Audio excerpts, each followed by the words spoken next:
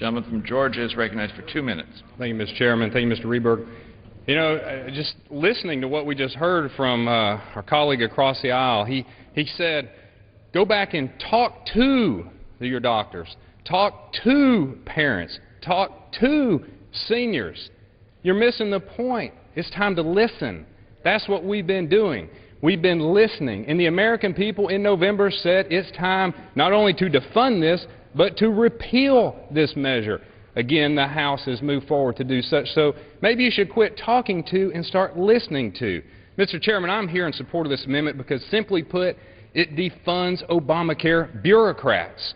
If this amendment is adopted, government bureaucrats cannot be paid so much as to lift a finger, move a paperclip, send an email if it has anything to do with Obamacare. And for what? Does the gentleman yield for a parliamentary inquiry? Sir, I'd rather just finish my comments here. They have plenty of time on their side. The gentleman then is recognized. Come to you afterwards. And since today we're here to talk about saving the taxpayer dollars, let's Speaker, remember the cost of Obamacare. I don't believe a gentleman needs to yield for a parliamentary inquiry. Gentleman will suspend for what? Does the gentlelady from Florida rise? For a parliamentary inquiry. Pointer. For a parliamentary inquiry. Gentleman from Georgia must yield to before a parliamentary inquiry. The gentleman from Georgia is recognized. Thank you, Mr. Chairman.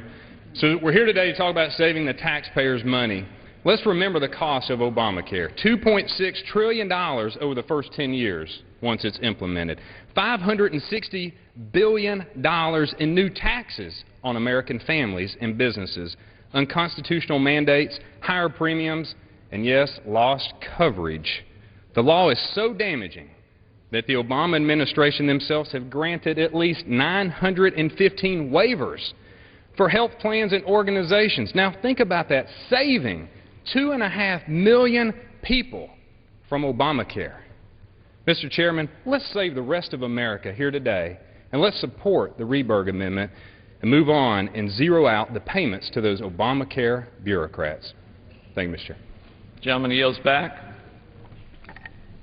For what purpose does the gentlelady from Florida rise? Mr. Speaker, is it a violation of the House rule wherein members are not permitted to make disparaging references to the President of the United States? In two previous gentlemen's statements on the amendment, both of them referred to the Affordable Care Act, which is the accurate title of the health care reform law, as Obamacare. That is a disparaging reference to the President of the United States. It is meant as a disparaging reference to the President of the United States, and it is clearly in violation of the House rules against that. Gentlelady has stated a hypothetical. Chairman will not rule on a hypothetical, but will urge all members in this discussion to refrain from engaging in personalities or descriptions about personalities in general.